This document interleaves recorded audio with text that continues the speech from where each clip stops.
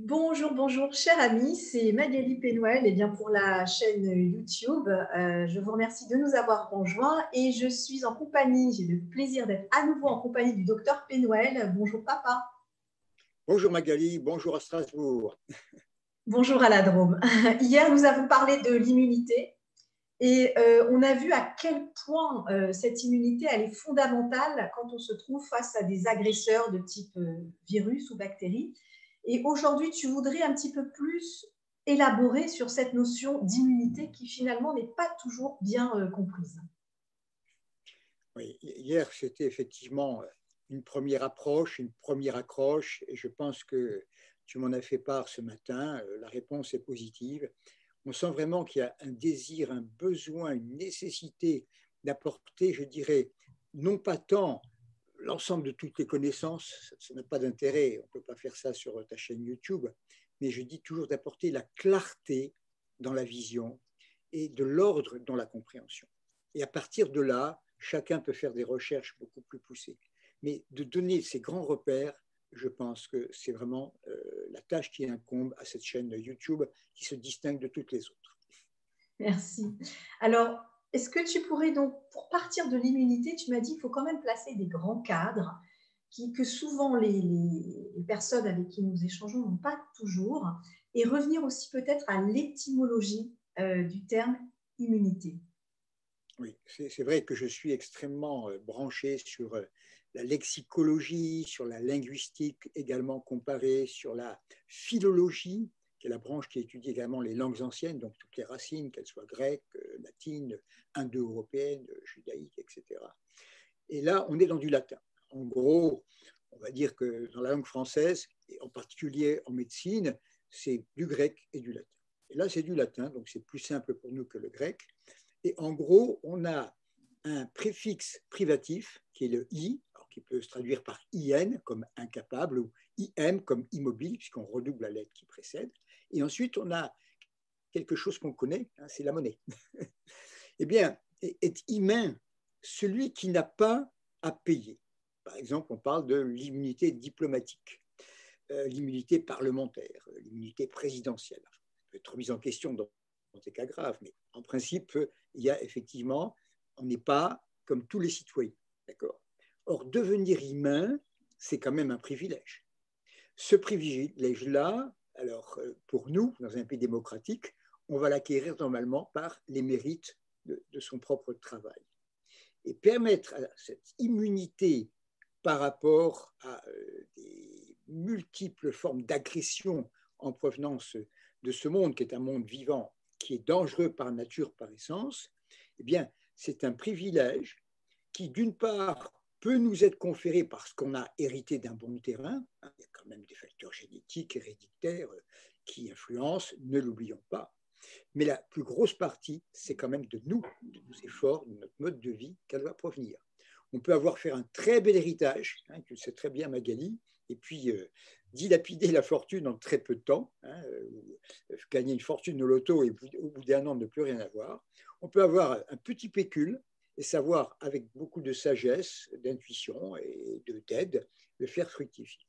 Donc, qui que vous soyez, qui écoutez cette interview, sachez que nous sommes ici pour vous aider à prendre les bonnes décisions qui vous permettent, dans un temps le plus concentré possible, parce que nous sommes dans des situations d'urgence, de rattraper un petit peu le temps perdu. Votre médecin, votre pharmacien, votre biologiste ne sont pas forcément habilités, ce n'est pas leur formation, de vous donner les clés pour construire cette immunité. Nous, par les connaissances acquises et l'expérience accumulée sur 50 ans, nous sommes là pour vous aider à construire votre propre immunité. Donc, c'est un beau message d'espoir parce que finalement, tu dis, on peut naître avec un très bon patrimoine génétique, mais finalement pas savoir le faire fructifier. Et là, tu dis, peu importe finalement son bagage, son héritage, on a les clés pour l'emmener au niveau supérieur. Donc, immunité signifie tu n'as pas le prix à payer de la maladie. Voilà. Donc ça, c'est le côté étymologique. Hier, on a parlé globalement, et c'était important, de cette espèce de chaîne qui part de la psyché qui arrive ensuite à l'immunité. Donc, on s'est rendu compte que l'immunité n'était pas toute seule, n'était pas isolée, n'était pas séparée, qu'elle était vraiment reliée à cette chaîne qu'on a appelée psycho, neuro, endocrino et enfin immunitaire.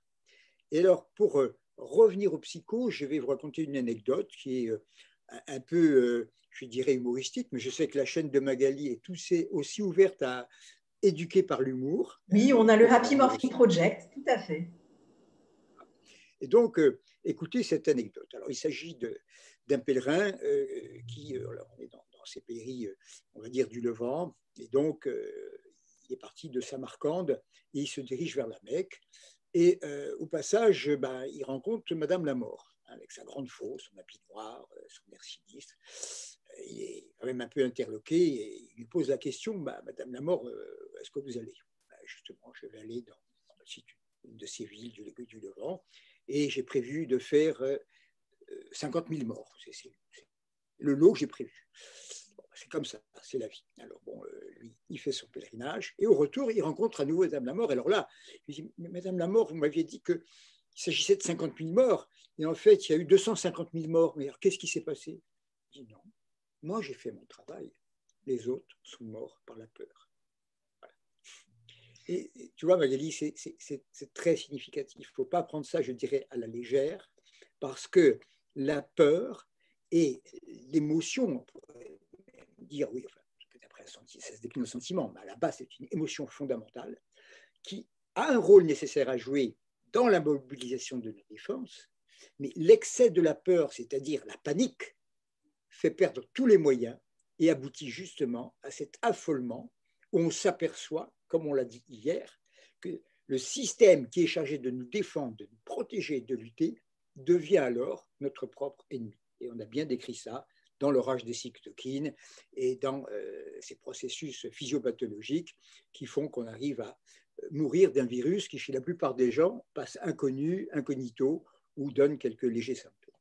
Donc finalement, quand on parle d'immunité, on parle de quelque chose qui est complètement impalpable, c'est-à-dire mes peurs, c'est-à-dire mes croyances, c'est-à-dire mes pensées. C'est complètement quelque chose qui ne se touche pas, mais qui va donner naissance à une immunité fragile ou une immunité plutôt aguerrie. Donc c'est quand même intéressant.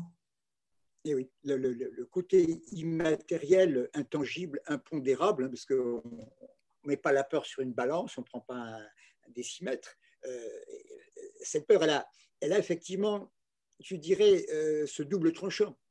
Et on a vraiment dit hier qu'il s'agit de bien comprendre les limites dans lesquelles quelque chose est positif et sorti de cette fourchette, de ce cadre, de cet éventail. À ce moment-là, on va passer dans des domaines d'insuffisance ou d'excès. Et on s'aperçoit que dans ces problèmes et les maladies actuelles, qui sont des maladies émergentes, à la fois sur le plan de l'infectiologie, mais aussi sur le plan des allergies et des maladies auto-immunes qui explosent, ce n'est pas tellement l'insuffisance qui pose la problématique, c'est des déviances dans le sens d'un excès qui peut être donc à un premier stade des allergies, c'est embêtant, mais à part le choc anaphylactique, ce n'est pas forcément mortel. Mais là, on le voit dans ces processus auto-immuns et dans ce processus d'hyperréaction des sécrétions des cytokines, ça devient carrément létal, mortel. Donc toute la clé, c'est quelque chose. Ouais. Ouais. Vas-y. Non, je disais toute la clé, c'est quelque chose sur lequel tu insistes énormément dans ton enseignement, c'est toujours cette notion de temporalité. Est-ce que c'est quelque chose qui est aigu et qui est chronique? La peur, elle est nécessaire. Maintenant, sur combien de temps elle va durer et à quel moment elle va devenir délétère pour ma santé? Donc, c'est vraiment ce que tu pointes du doigt là, c'est la notion de temps. Oui, nous sommes dans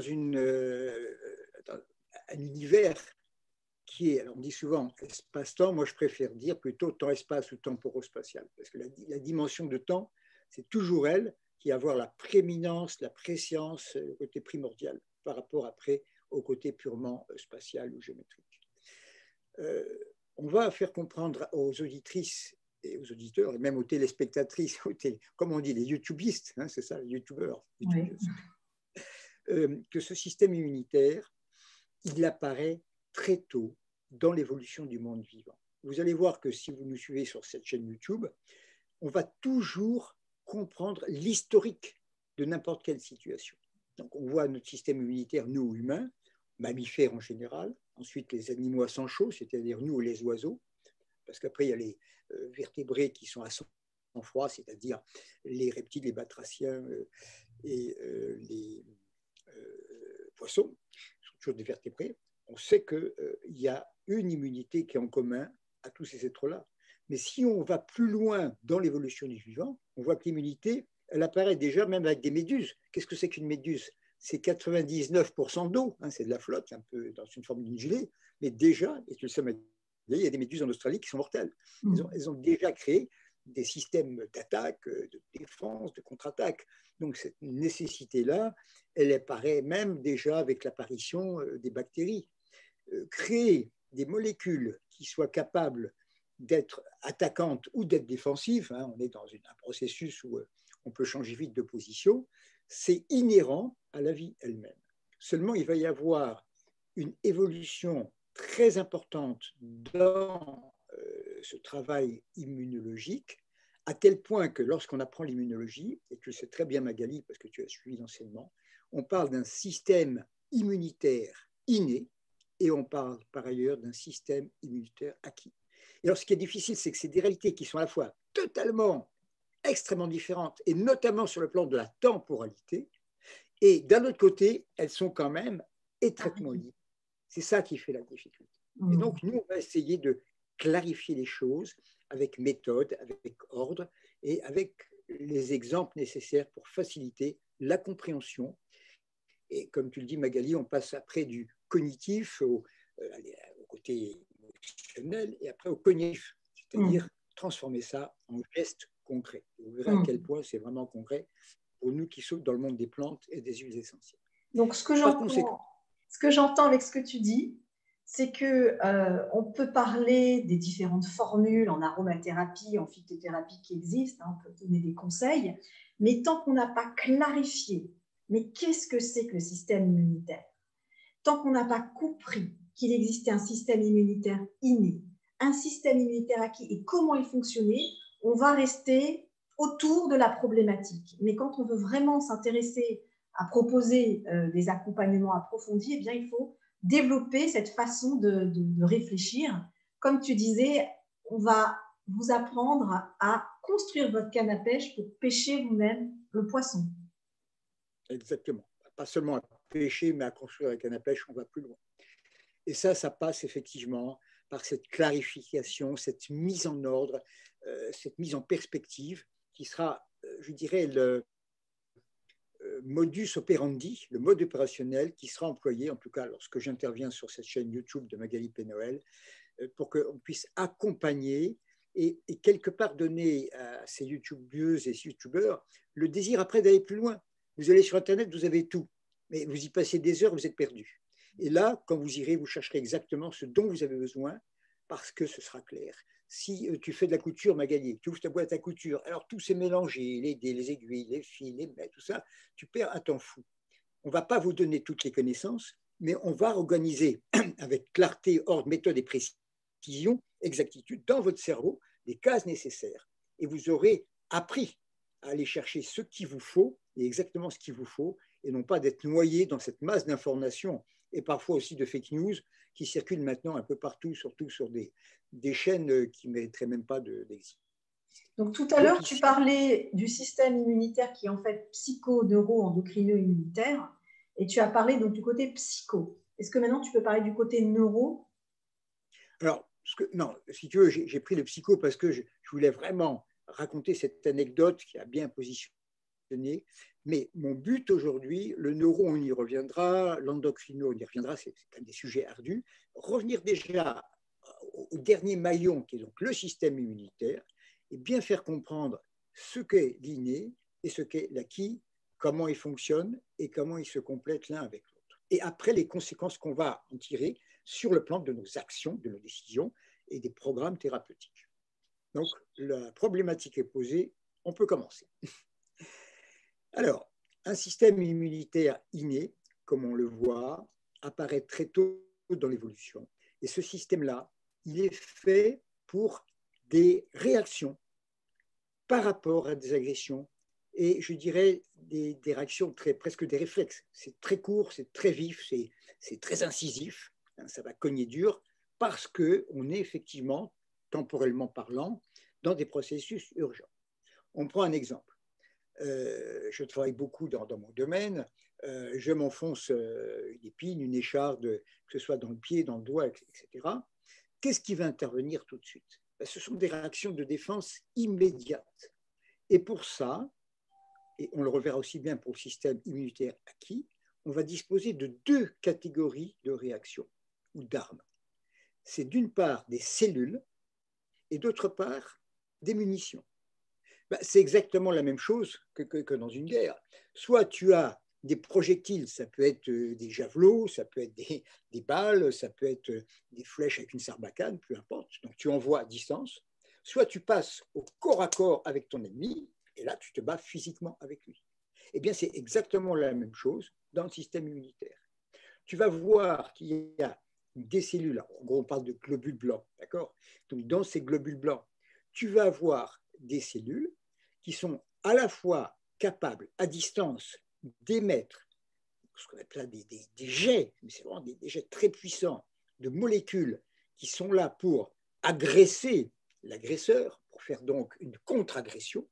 Et ces jets sont constitués de substances moléculaires extrêmement simples. Le système immunitaire inné, il fonctionne à partir de choses simples qui sont des atomes d'hydrogène, d'azote et de chlore.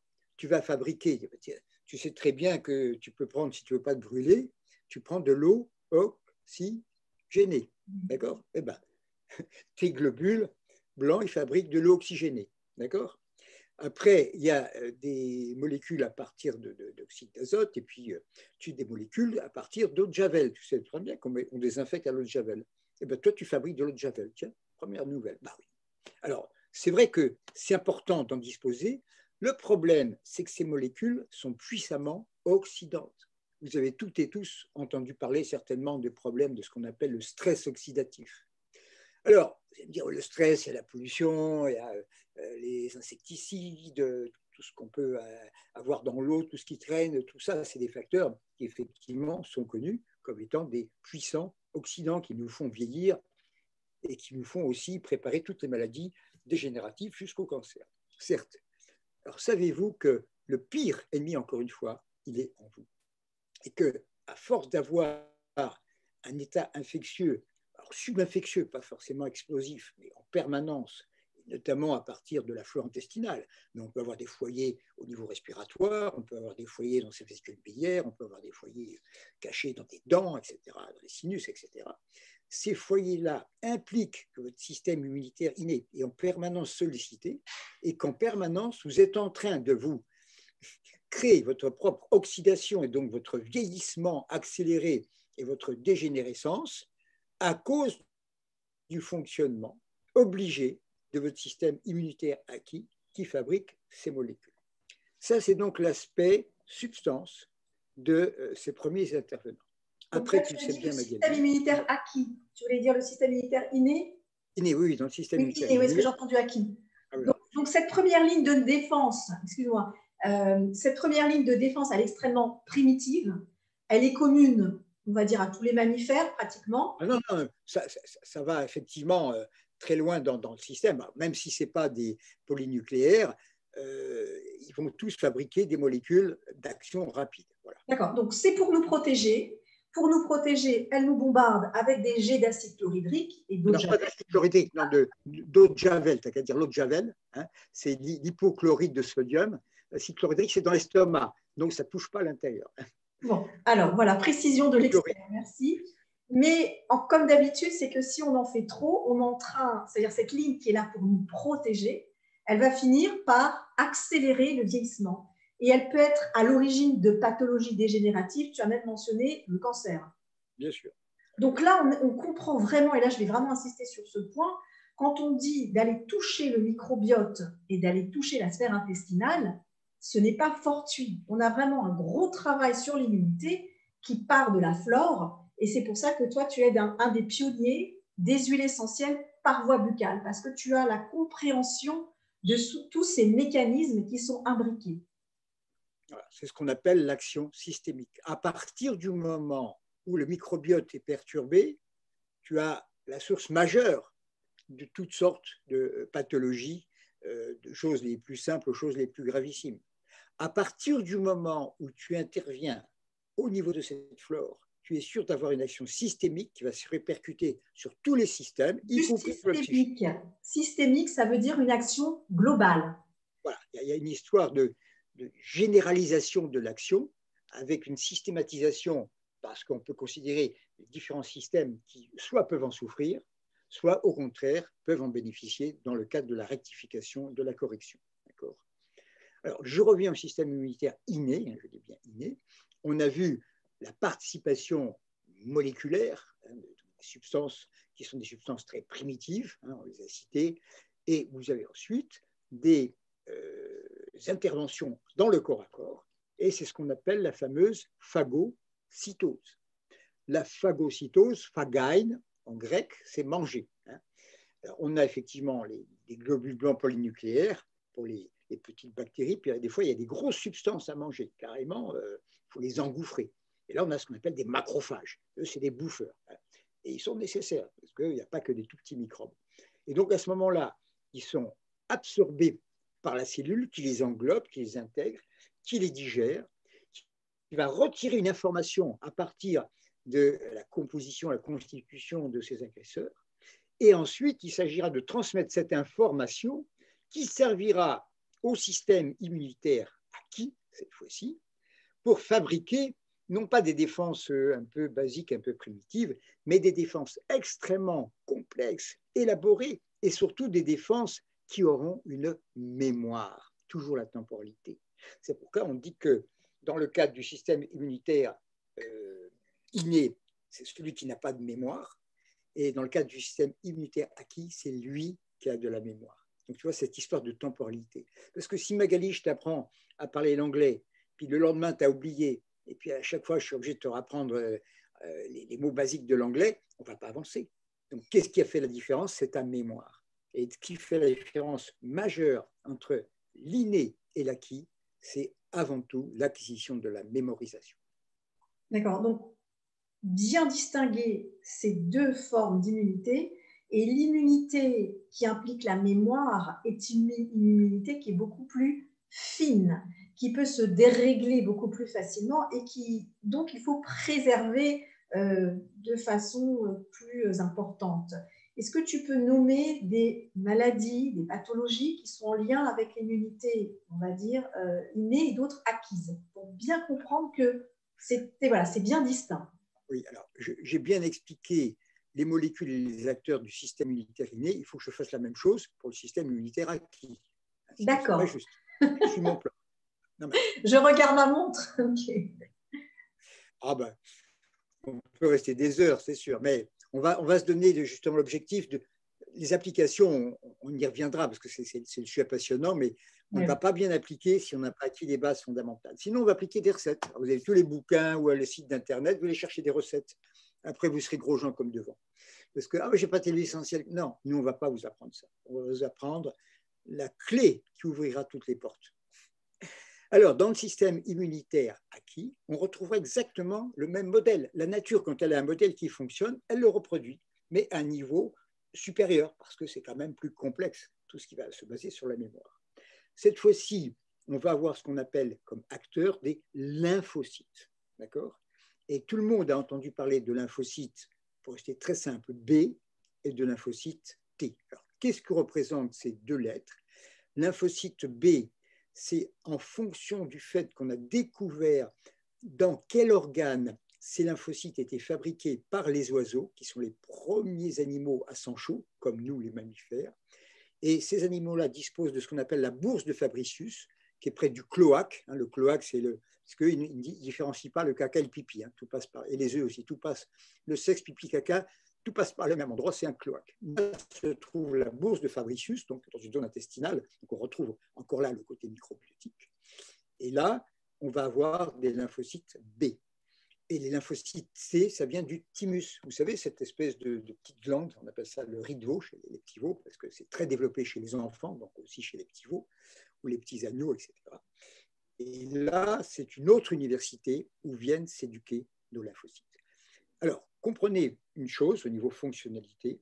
Les lymphocytes B, ce sont ceux qui vont élaborer ces fameux anticorps dont vous entendez sans arrêt parler. Donc, ce sont des grandes molécules qui sont capables effectivement d'être mises en mémoire, la fabrication est mise en mémoire, et ensuite d'être sécrétées par ces lymphocytes B qui s'activent, qui deviennent des plasmocytes quand ils sont activés, et qui vont sécréter des réponses qui sont spécifiques. Quand on a sécrété des molécules dans le système immunitaire inné, ce n'est pas spécifique, ça attaque tout, y compris nos propres cellules, et ça nous fait vieillir. Quand on passe dans l'immunité acquise, donc à mémoire, on dit aussi immunité spécifique, parce que tel anticorps va agir précisément sur telle bactérie ou sur tel virus. Vous savez très bien qu'une mutation peut rendre totalement inopérant un anticorps qui était effectivement effectif, et pour un petit changement moléculaire, il ne pourra pas le reconnaître. C'est l'image de la clé et de la cérule. Ça, c'est le rôle des lymphocytes B, les anticorps. Les lymphocytes T, c'est différent. Eux, c'est vraiment de repérer des cellules qui sont infectées, notamment par des particules virales, et à ce moment-là, de détruire la cellule infectée par la particule virale. Et bien souvent, c'est ce qui va créer la lésion. Bon, tout le monde connaît l'herpès. Vous savez, quand on a ce fameux bouton de fièvre, c'est pas beau, hein, ça dérange, hein, surtout quand on est une jeune fille, qu'on commence à avoir des sentiments, on ne peut pas embrasser qui on veut. Bien, est-ce que vous savez qu'en fait, les lésions, elles ne sont pas créées par le virus? Indirectement, bien sûr, le virus, il attaque la cellule.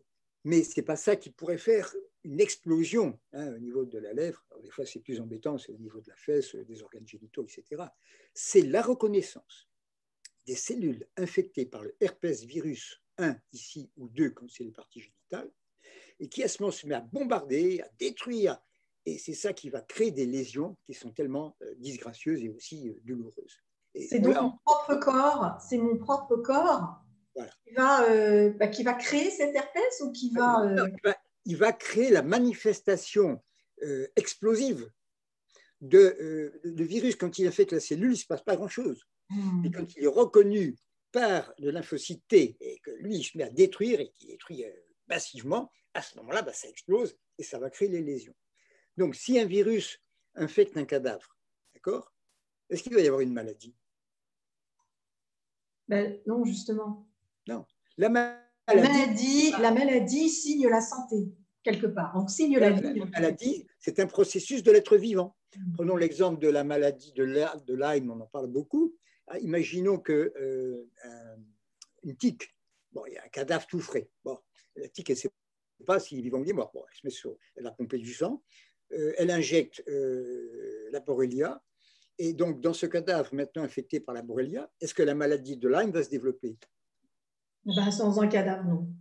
Non. C'est le vivant qui développe la maladie. D'accord? Donc, c'est bien la preuve qu'on est vivant. Après, le tout, c'est de comprendre que cette maladie, qui est un effort du vivant, par notre intelligence, nous sommes capables de l'accompagner de manière intelligente. Et par la non-compréhension, on est aussi amené à faire des actes qui sont contraires à cette force intelligente qui a besoin d'être écoutée, comprise, analysée et accompagnée. Et la naturopathie, c'est tout simplement l'accompagnement intelligent et respectueux du processus qu'on appelle la maladie, qui n'est pas notre ennemi, mais qui est là pour nous permettre effectivement de nous sortir de toute situation. C'est un petit peu ce que tu développes dans l'ouvrage L'aromathérapie quantique. Quand tu parles de l'orthobiose aromatique, il ne s'agit pas d'entrer en guerre avec ce corps, il a son mode de fonctionnement, mais il s'agit, numéro 1, de l'écouter, et puis numéro 2, de l'accompagner. Et souvent, on est dans la coercition, on est dans les huiles essentielles, anti-inflammatoires, tu sais. Et ce n'est pas comme ça que le corps fonctionne. Donc là, tu proposes de changer un petit peu notre façon de penser, et c'est en changeant notre façon de penser qu'on pourra aussi changer notre façon d'utiliser les huiles essentielles. Et toutes les autres ressources. L'huile essentielle, oui. Un domaine d'application. Et ce que je voudrais bien expliquer ici à toutes nos téléspectatrices et téléspectateurs, c'est que la connaissance, qu'on appelle en grec la gnosis, elle dépend totalement du langage qu'on va employer. Et là, je dirais le logos, d'accord?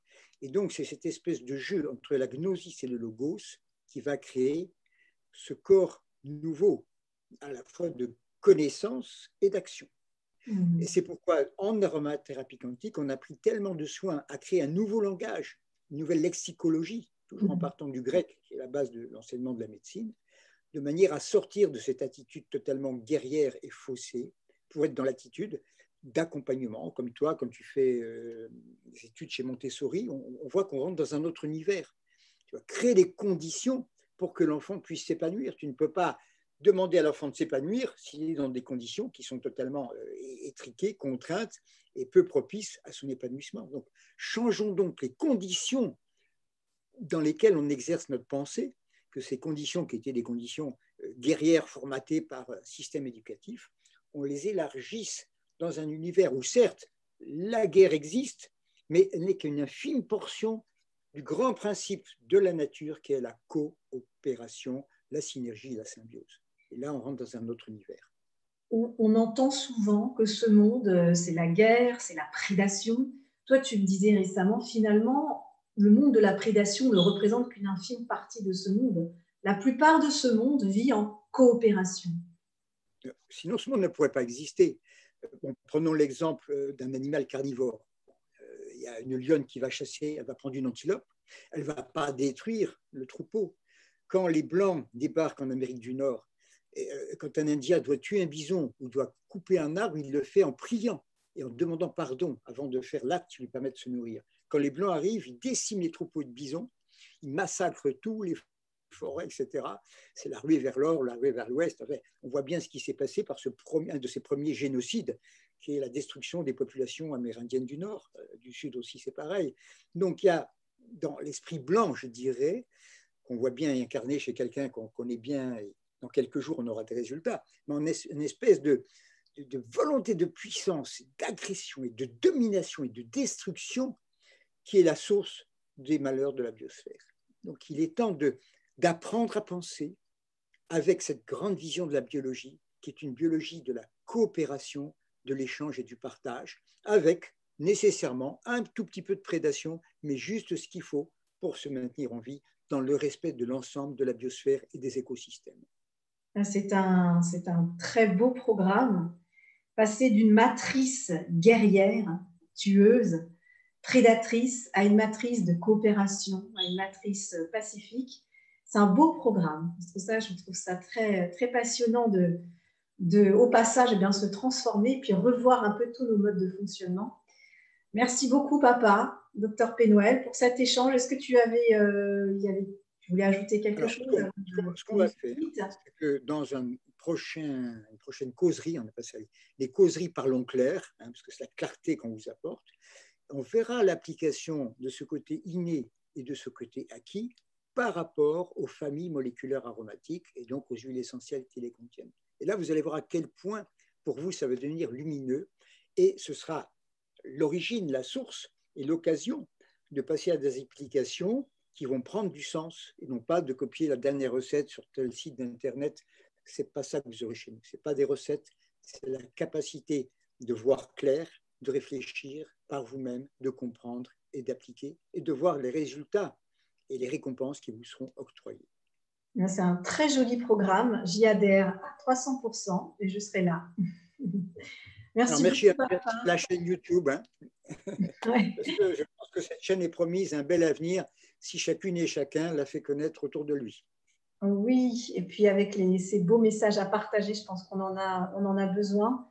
Je te remercie beaucoup pour ce partage très riche dans de tes 40 ou 50 années d'expérience qui mêlent biologie, qui mêlent science, psychologie, émotion. C'est extraordinairement enrichissant. Alors, merci beaucoup, papa.